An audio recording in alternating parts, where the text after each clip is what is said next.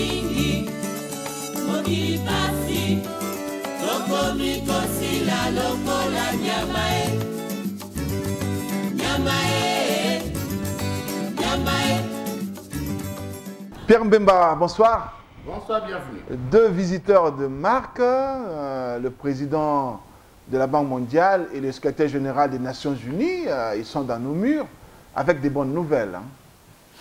Moi, je n'y crois pas tellement. Hein. Je n'ai pas entendu de bonnes nouvelles. D'abord, j'étais un peu surpris et inquiet que nous soyons un pays francophone où les us et coutumes de diplomatie et que quand on va dans un pays étranger, hein, on doit avoir un interprète si jamais l'orateur ne parle pas la langue du pays. Oui. Or, curieusement, on a été arrosé par le directeur général de la Banque mondiale en anglais. Il lisait son texte. Et puis, Ban Ki-moon, qui normalement parle parfaitement bien le français, lui aussi s'est versé en anglais. Et puis, ils ont terminé. Ils ont dit merci, ils sont partis. Alors, ça me paraît un peu bizarre. Puis, quand j'ai observé en termes de photographie... Oui, les mimiques. Hein. Il y avait des mimiques telles qui, moi, me faisaient penser qu'il n'y avait pas de bonnes choses. Il n'y avait pas de bonnes choses. Mais Pierre Mbemba, je ne vous le fais pas dire, vous étiez pessimiste dès le début. Mais non, là, pas pessimiste, réaliste. Moi, je ne suis pas pessimiste, je suis réaliste. Alors là, il y a un risque qu'on ait un agenda plutôt économique qui nous met loin des réalités du pays et de la sous-région. Mais je le dis ici, je crois qu'il y a deux attitudes malheureusement. L'attitude du gouvernement congolais, c'est entre guillemets de vouloir faire voir à travers le monde que nous sommes des anges et que les autres, ce sont des diablotins. Alors que eux, ils veulent faire voir l'inverse, que le gouvernement congolais n'a pas la maîtrise de son administration, n'a pas la maîtrise de son armée, n'a pas la maîtrise de son économie. Donc on est devant deux hypothèses de travail vraiment opposées. Diamétralement opposées. Diamétralement opposées. Alors eux, moi je vous avais dit que M23 va attaquer. J'ai dit ils vont attaquer. Parce que c'est ça qu'on appelle la dissuasion. Ils voulaient montrer qu'ils sont capables de le faire parce qu'ils l'ont dit. Chez nous, on a dit non, nous avons pris toutes les mesures. Mais je ne m'en réjouis pas parce que je suis congolais, je ne veux pas qu'on tue mes frères ou qu'on fasse des grabuges dans mon pays. Mais ça, ce sont les réalités stratégiques. D'une analyse objectivement... Oui, nous, on analyse les choses d'une façon objective. On n'est pas des partisans, vous comprenez? Mais malheureusement, moi, je l'avais dit que ça va être ainsi. Et je vous avais dit ici, tu me regardais avec des gros yeux. Oui, et bien un peu étourdi là. Oui, oui, moi j'ai dit... Tout ce qui se passe à la Banque mondiale, FMI, Conseil de sécurité, c'est un club de menteurs, hein? D'hypocrites. Ce qui les intéresse, c'est ce qui gagnent. Or, avec nous, je vous ai dit que le Congo est devenu un lourd fardeau que personne ne veut plus le porter. Ça, c'est la réalité. Alors, c'est à nous à chercher à savoir comment nous allons faire pour résoudre les problèmes. C'est comme ça que j'avais dit que je ne croyais pas à la solution de la guerre et que je pensais que la solution... je voulais dire, croire que la vraie solution doit venir entre nous les Congolais. C'est nous qui devons régler nos problèmes et c'est comme ça que j'avais dit que le véritable problème, ce n'est pas le pays, c'est le Congolais lui-même. Mais Pierre Mbemba, restons sur le volet économique de cette visite qui semble prendre les dessus et nous allons prendre les côtés, les questions ignorées visiblement. Volontairement. $1 milliard américains. D'abord, c'est ridicule. Oui, c'est ridicule. Dans la sous-région pour accompagner l'accord... C'est tout à fait ridicule. Hein? Pourquoi? Oui, mais parce qu'ils veulent montrer qu'ils essayent de faire quelque chose. Ça, c'est fait pour le gouvernement congolais. C'est le service minimum, comme on a dit. Service minimum. Mais $1 milliard, c'est quoi? C'est pour construire quoi? Combien de kilomètres de route? Et c'est visiblement dans tous les secteurs. Ah oui, j'ai entendu. Non, c'est pour toute la région. Non, on se moque de nous. Moi, je crois que nos autorités qui nous suivent, notre gouvernement, en commençant par le Premier ministre et le Président, nous devons voir ce qui s'est fait ailleurs. On a annulé pour la Grèce plus de 240 milliards d'euros. On a annulé. Et puis, on a encore donné plus de 250 milliards de dollars. Hein? Chypre. Des capitaux frais. Des capitaux frais. OK? Nous, ça fait depuis plus de 35 ans que nous serrons la ceinture. On ne pense pas que nous ayons fait beaucoup d'efforts pour nous donner un peu plus. Nous avons besoin, nous, aujourd'hui, pas d'1 milliard, c'est de 50 ou 100 milliards pour que nous puissions remettre les infrastructures en place. Parce que l'administration elle-même n'existait pas. Mais on n'en a pas les capacités, Pierre Mbemba. Non, je pense que les capacités, non. Moi, je t'ai toujours dit que je suis convaincu que dans notre pays, il y a des hommes et des femmes capables, compétents, mais on ne veut pas les utiliser. C'est ça le problème. Hein? Vous savez, un pays, ça se construit avec des gens qui ont des références, des gens qui ont de l'éthique, des gens qui ont la moralité, les gens qui ont une vision pour leur pays. Quand quelqu'un arrive aux affaires, la première chose qu'il cherche, c'est de s'enrichir. C'est qu'il n'aime pas son pays. C'est un mercenaire. Qu'est-ce que vous attendez d'un mercenaire? Vous exploitez. C'est ça notre problème. C'est ça la réalité. Mais les gens compétents au Congo, il y en a. Ils existent. Ils existent. Moi, j'ai voyagé un peu beaucoup. Vous allez aux États-Unis. Hein? L'autre fois, là, je t'ai vu recevoir Nzongola ici, le professeur Nzongola. C'est lui qui m'avait reçu quand j'étais reçu au département d'État en 81. Hein? On a fait les tours ensemble. Mais ces gens-là sont respectés. J'ai vu des Américains. Ah, good morning, sir. Comprenez? Est-ce que Mais ces gens-là ne veulent plus venir ici parce que quand ils viennent ici, ils ne se sentent pas chez eux. Ils ne trouvent pas leur place. Il y a beaucoup de choses que nous connaissons. On accorde beaucoup plus d'espace à la médiocrité plutôt que... Ben oui, on préfère des étrangers, tout ça. Alors, il y a des enfants dans ce pays qui peuvent faire le travail.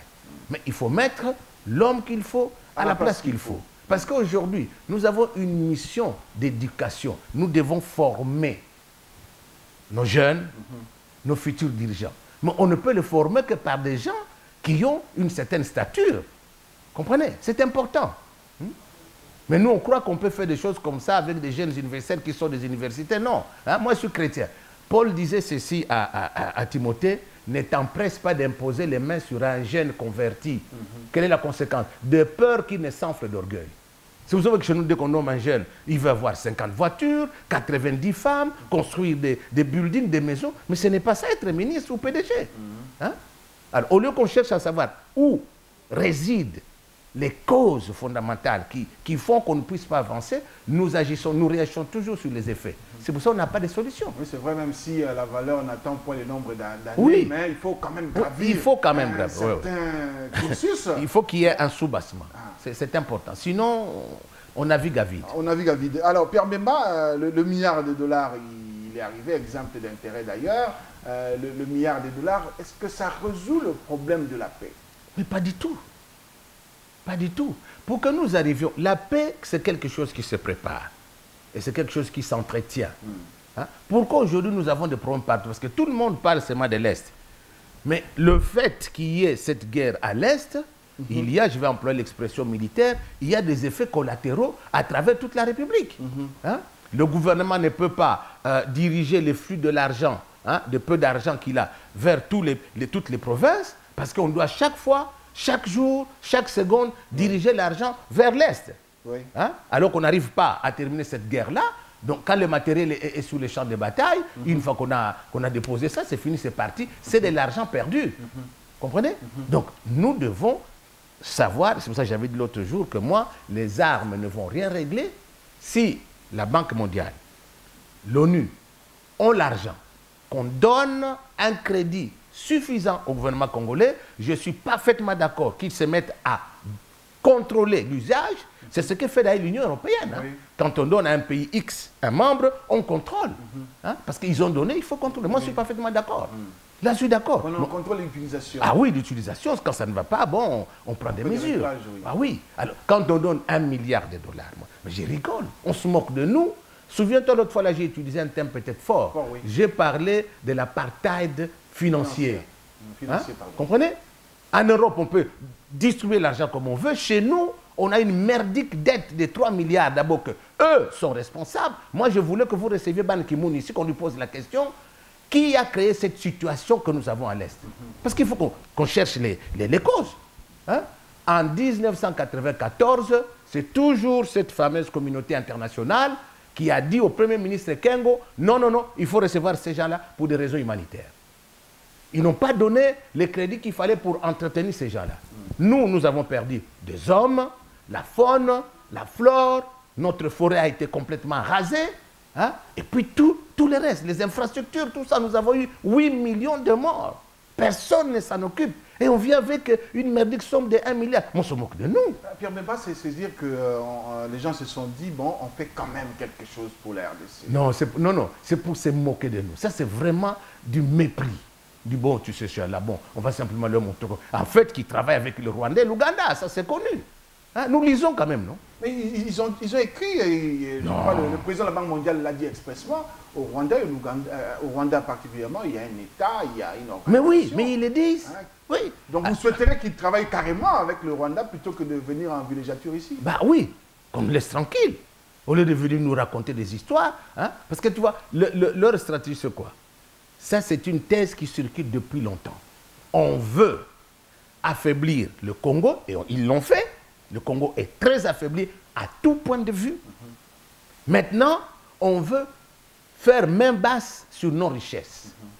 Hein? Et particulièrement à l'est du pays.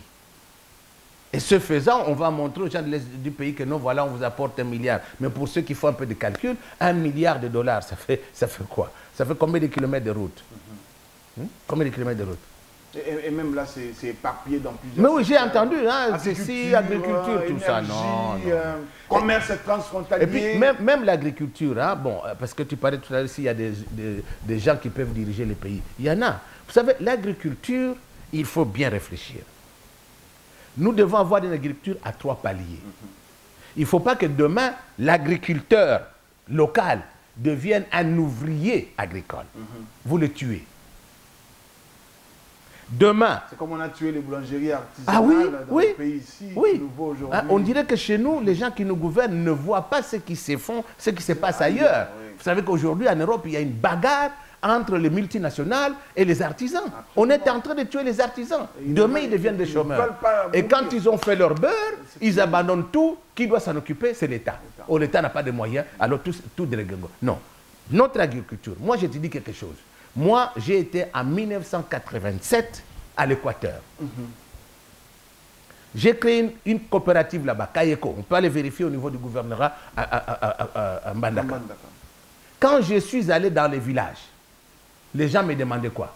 Papa, nous voulons faire les champs.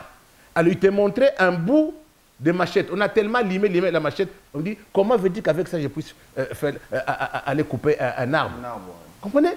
Ces gens ont besoin de haches, de bêches, de coupe-coupe, de limes, de machettes. Croyez-moi, ils vont faire déjà beaucoup. Et puis, il faut les encadrer. Deuxième étape, parce que nous voulons développer notre économie et nous voulons nous appuyer sur notre agriculture. Il faut faire des unités de 5 à 10, 15 hectares par de Congolais. Troisième étape, c'est de faire ce que Mosée avait commencé avec le service national.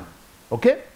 Ces gens-là, on va les former, ils peuvent emblaver des grandes superficies, 1000 hectares, 2000 hectares, et le reste, nous gardons, il ne faut pas vendre notre terre. OK? Parce que quel est le danger?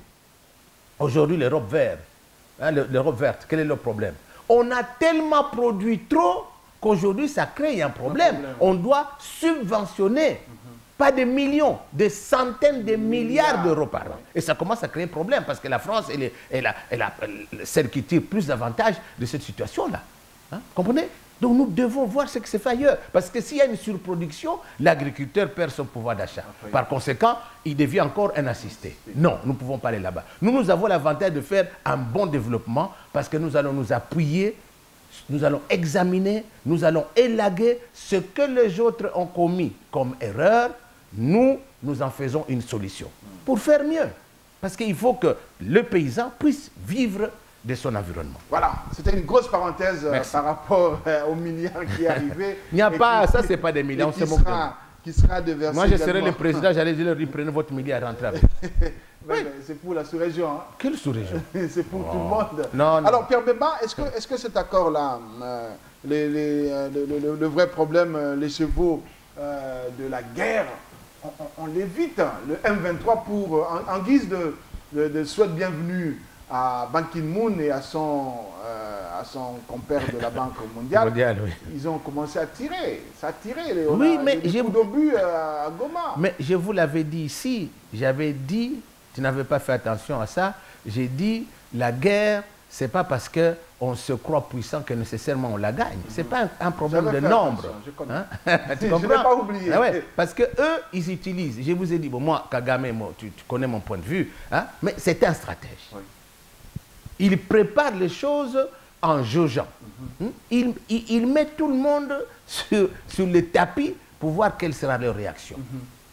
D'abord, ils ont montré qu'ils avaient des missiles Stingers. Oui. Il n'y a pas eu c'est nous qui avons commencé à pleurnicher. Force spéciale, attention, il y a des missiles. Il y a des missiles. Et ça fait mal, hein, les Stingers. Là. Mais ils ont aussi des SAM-6. Bon. Deuxièmement, ils ont dit, si on nous attaque, nous allons attaquer. Nous n'attendrons pas, nous attaquerons le premier. Et je t'avais dit ici que stratégiquement, ils devaient attaquer le premier. Et c'est ça qu'ils ont fait. Oui, pour voir quelle sera la réaction. Je n'ai pas vu la réaction de la MONUSCO. Hein? Les FARDC se sont battus seuls. Oui, seuls. Ils ont résisté. Oui, ils ont résisté. Non, mais nous avons... Avec bonheur. Non, nos garçons à nous, des FARDC, peuvent faire du travail. Mais il faut que toute l'hypocrisie qui entoure ceux qui gouvernent, ceux qui dirigent, puisse être balayée. Ces gens sont capables d'aller jusqu'à Kigali, faire balancer tous ces gens-là. Mais on les en appelle. J'ai entendu hier, nous entendons les instructions de la hiérarchie. J'ai entendu hier. C'était l'occasion, comme ils étaient en débandade, semble-t-il, c'était l'occasion. De continuer, c'est ça. Parce que dans la guerre, il faut faire l'offensive. Vous attaquez. Quand il est un peu distrait, vous attaquez pour le déstabiliser. Et je t'avais expliqué ici comment les autres allaient travailler. J'ai dit, ils vont commencer à faire des commandos d'obstruction, tirer par là pour dire non, ils vont aller là-bas, on vous disperse, et puis hop. Mais ça, les gens qui ont fait des écoles d'état-major le savent. Moi, je n'ai pas fait l'école militaire, mais j'aime tellement ces choses, je lis. Je lis. C'est pas compliqué. C'est pas compliqué, c'est de la logique. Mais Pierre Bemba, la force spéciale est en train de se mettre en place. Les contingents tanzaniens sont quand même arrivés. Ban Ki-moon, il a même élagué l'étape de Goma, c'est ce que j'ai appris. Je ne sais pas s'il va s'y rendre. On va voir. Hein. Peut-être qu'il va aller d'abord là-bas pour arranger, pour qu'on trouve un couloir. Mais c'est dire que le M23 ne fait pas les choses à moitié. Non, mais je t'avais expliqué ceci. Et je veux que ceux qui nous suivent comprennent. Aujourd'hui, le problème, nous servons des dindons de la farce. Les multinationales ont besoin de beaucoup de minéraux qui se trouvent dans ce coin-là. Et ils veulent le faire le plus rapidement possible avec les moindres frais. Comprenez?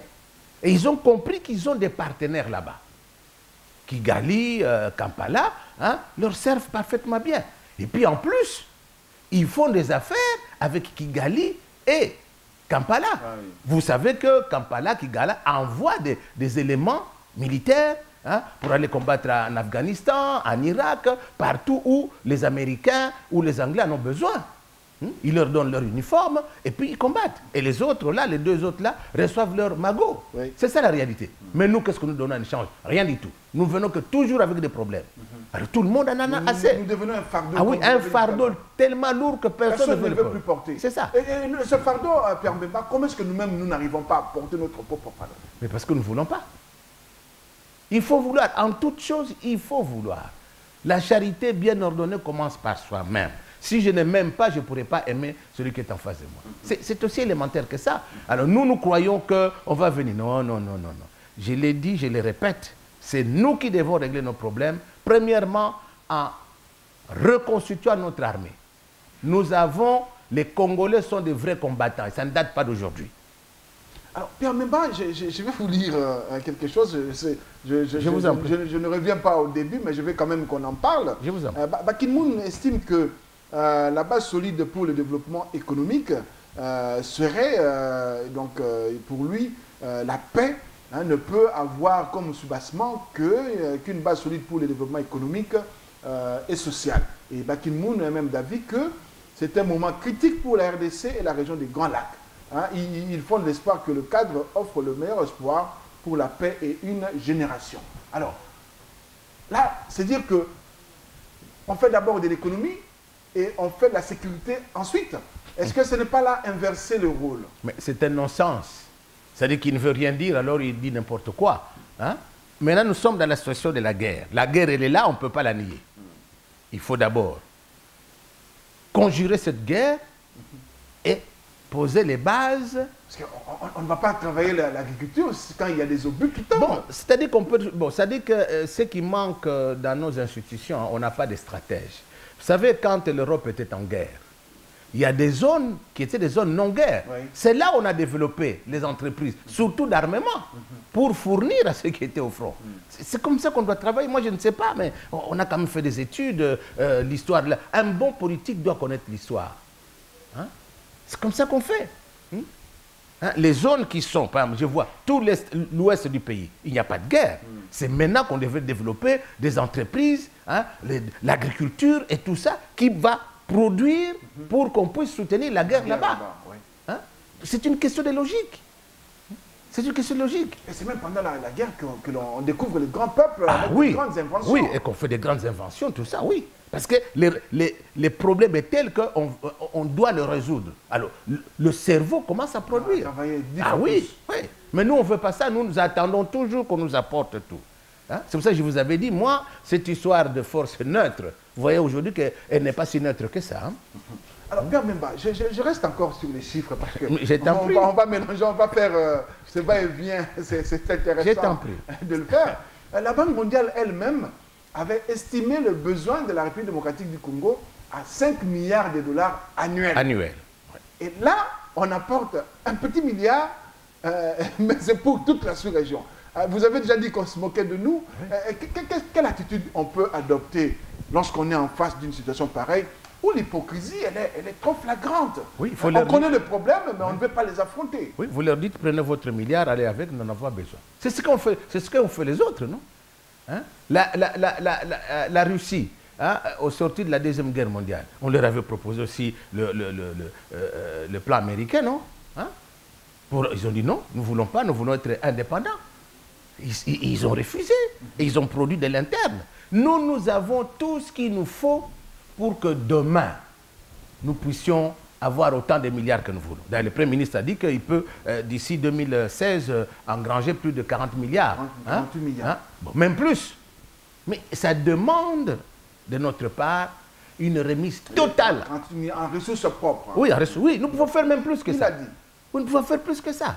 On peut leur donner le secteur où on peut faire de l'argent. Mais il faut d'abord, vouloir prendre des mesures coercitives qui amènent tout le monde à comprendre qu'on doit travailler pour le pays. Vous voyez, aujourd'hui, j'ai soulevé ce matin, vous voyez que l'Union européenne aujourd'hui, qu'est-ce qui se passe? On veut contrôler tous les flux financiers qui allaient vers les îles, que sais-je encore, des paradis fiscaux. On veut détruire ça. Hein? J'ai suivi 2 émissions hier. Absolument. Hein, tu vois? Parce qu'il y a des gens, ces gens-là sont des criminels. Parce qu'on parle de crimes contre l'humanité. Mais ces gens-là sont des grands criminels parce que ce sont des gens qui tuent à petit feu. Comprenez? Ce qu'on appelle des dégâts collatéraux. Oui. Hein? Ils prennent leur argent, ils vont le planquer ailleurs. Ils viennent sur le continent pour travailler. Ils engrangent encore de l'argent et ils amènent ça là-bas. On dégarnit le pays. Et on va, alors ceux qui restent là, le peu d'argent, c'est eux qui doivent s'étouffer pour payer les fiscs et tout ce qui s'ensuit. Non, nous devons changer. Moi, je crois que nous avons suffisamment d'argent. C'est la volonté qui nous manque. La volonté qui nous manque. Oui, tu te souviendrais, c'est quand il y avait le problème avec les Chinois là. Qu'est-ce que j'avais dit? Avec les contrats chinois. Oui, qu'est-ce que j'avais dit? Que l'État venait de commettre une faute lourde. Oui. Hein? Oui. C'était pour lui le moyen de pression vis-à-vis de la Banque mondiale, du FMI et de l'Union européenne. Hein? Et puis on aurait dû soutenir Kadhafi. Hein? Kadhafi est mort. Projet de Banque mondiale africaine. Ah oui, Kadhafi est mort parce qu'il voyait loin. Il a dit non, pour que nous soyons indépendants, nous devons avoir notre propre argent, nous. Or, nous en avons la possibilité. Hein? Le BRIC nous montre ça aujourd'hui, non? Comprenez? Mais il faut vouloir. Nous ne voulons rien. Or, quand tout le monde dit que c'est la RDC, hein? Mouzé, il a dit, si la RDC se développe, c'est le développement de toute l'Afrique. Mais il faut que nous commencions par nous développer. Même tout ce qu'on nous propose à l'article 11 de leur fameux accord du 24 février, qu'on doit mais nous ne pouvons travailler avec les autres que si nous, le Congo, nous avons les capacités intellectuelles, industrielles, économiques, financières pour amener les autres. Même morale. Hein? Même morale, oui. Comprenez? L'Union européenne, c'est la France et l'Allemagne. Accessoirement l'Angleterre. Comprenez? Quand ces deux-là se mettent ensemble, les choses bougent. Oui, c'est comme ça. Hein? C'est comme je t'expliquais l'autre jour, là, les phénomènes des gangs à quartier. Oui. C'est comme ça. Mais nous, on n'est nulle part. On n'a pas d'amis, on n'a pas de gangs à quartier qui nous protègent. On a tous les ennemis pour nous, on a tous les amis pour nous. Bon, ils ne savent pas. Chacun regarde, il guette, il dit, mais est-ce qu'il m'aime réellement? Sérieusement, il est avec qui? On a raté le coche avec les 9 milliards de la Chine. Alors que tout le monde aujourd'hui, y compris les États-Unis, ils vont vers la Chine. Et pourquoi nous ne devons pas y aller? Comprenez? Voilà, Pierre Mbemba, il y a encore une question, la dernière qu'on va aborder. Il y a, le chef de l'État vient de désigner les membres pour de la coordination du suivi de l'accord d'Addis Abeba. Est-ce que ce volet-là, à lui seul, peut résoudre le problème lorsque le volet concertation interne traîne le pied? Bon, pour moi, tout ça sont des mesures qui ne servent absolument à rien. Ça ne va rien apporter, c'est de l'administration. Ça ne va rien apporter. Mais d'abord, ce truc-là, ces accords-là, c'est une coquille vide. Nous en avons la preuve maintenant, non? Quelle est l'intervention que cette fameuse commission a faite jusqu'à aujourd'hui? Je n'en vois rien. Qui a levé son doigt pour dire qu'on a attaqué M23 attaqué? Rien. Ça, pour moi, c'est de l'administration simple qui n'apportera absolument rien. C'est encore un coulage de deniers publics. Il n'y a rien, il n'y aura rien. Je t'avais dit ici à propos de Kampala. Ouais. Tout le monde me prenait pour un fou. Je ne suis pas un prophète de malheur. Les mêmes qui étaient à Kampala, François Mamba et autres, ils sont dans les comités. C'est qu'il n'y a plus de service à Kampala. Mais il n'y a plus rien. Et puis là aussi, dans très peu de temps, il n'y aura pas de service. Il faut que le Congo se reprenne. Nos autorités doivent se poser la question, est-ce que nous voulons mourir ou vivre? To be or not to be. Comprenez? Moi, je pense qu'il y a la possibilité de vivre. Le Congo ne manque de rien. D'ailleurs, c'est ce qui étonne les autres, que nous ayons tant de potentialités et que nous ne soyons pas capables d'en profiter. Nous devons donner une valeur ajoutée. Quand on signe des contrats, il faut envoyer des gens qui sont aguerris, pas des affamés, qui n'a jamais touché 10 000 $ entre ses mains ou 100 000 $. Dès qu'il voit 100 000 $, il tremble. Et il vend le pays. Parce que maintenant, nous sommes victimes. On nous parle de contrats léonins. Mais ces contrats sont signés par qui? Par les plénipotentiaires congolais. Alors, c'est qu'ils ne le sont pas. On devait les prendre, les arrêter, les mettre en prison. Les cas échéants, même les fusiller. Parce que sont des criminels. On ne fait rien. Oui, on ne fait rien. Au contraire, ils sont promus. Oui. Alors moi, ce qui m'énerve, c'est qu'on risque de nous prendre, nous tous, pour des imbéciles. Moi, je ne me suis jamais considéré comme imbécile. Nous pouvons faire beaucoup de choses dans notre pays, mais comme nous tous ne devons pas être dans les partis politiques, parce que maintenant, tout le monde, pour qu'on te nomme, tu dois être dans les partis politiques, pour qu'on sache... Non, ces choses-là doivent disparaître. On est en train de nous distraire. Nous devons changer. Sinon, nous allons... Moi, je l'ai déjà dit depuis 1982, quand j'étais à l'université. J'ai dit, si nous ne faisons pas attention un jour, tu sors dans la rue, on te dit que tu n'es plus congolais. Merci Pierre Mbemba. C'est moi qui te remercie. Merci beaucoup.